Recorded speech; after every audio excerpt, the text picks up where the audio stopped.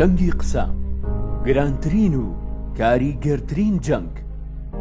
کورد دەڵێت شوێنی فیشەک چاکە بێتەوە، بەڵام قسە نا. هەر بەڕاستی تۆ دەزانی تێچووی قسەکردن لە دنیادا چەندە؟ دەزانی هەمووان شەڕیان لەسەر چییە؟ لەسەر تۆیە. تۆی بینەر، گوێگر.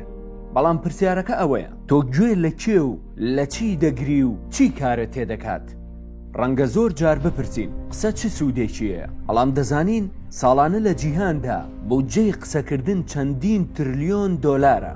میدیا هیچ نییە جگە لە قسەکردن.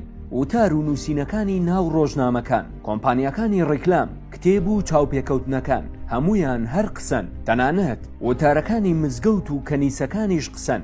بەڵێ هەر بە قسە ملیۆنان مرۆڤ بڕوایان هێناوە و شوێنکەوتووی ئاینەکەن. ملیۆنانیش شوێنکەوتووی ئایدۆلۆژیایەک یان جوڵانەوەیەکی سیاسین. هەر لەسەر قسەکردن دەسەڵات دارەستەمکارەکان دەیان هەزار کەسیان کردوتە زیندان و دادگاییان دەکەن تەنیا لەبەر قسە. جائیتر قسەکان ڕەخنە بن یان دروستکردنی گومان. بەڵێ هەندێک کەس لە کۆنفرانسێکی جیهانی کە قسە دەکەن ملیۆنان دۆلاریان دەست دەکەوێت. بیل کلینتۆن بۆ پێشکەشکردنی وتارێک $500,000 وەردەگرێت.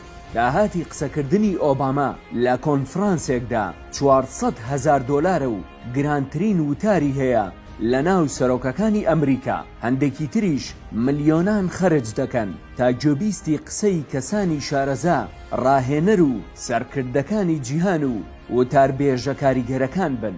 وتارێکی سیاسی دەتوانێت ملیۆنان کەس بخاتە سەر شەقام بۆ شۆڕش و ڕاپەڕین. بەپێی بەدواداچوونەکانی ماڵپەڕی جیهانی مەکینسی، تەنیا لە بواری میدیا و ڕیکلامدا جیهان ساڵانە نزیکی $2.2 تریلیۆن خەرج دەکات.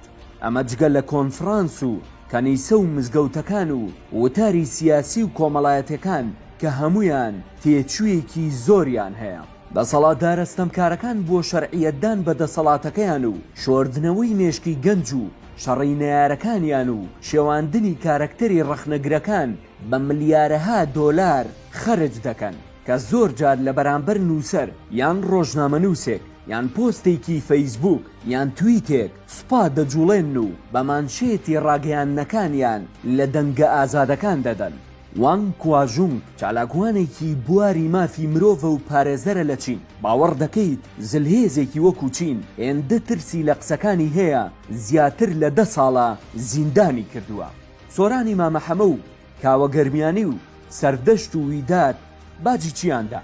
بەڵێ باجی قسەکانیان. ئۆجالان یان سەلاحەدین دەمیرتاش چیان هەیە جگە لە وتار و نووسینەکانیان؟ بە جۆرێک دەوڵەتێکی بەهێزی وەک تورکیای ترساندووە ڕێگە نادات کەس گوێبیستی قسەکانیان بێت.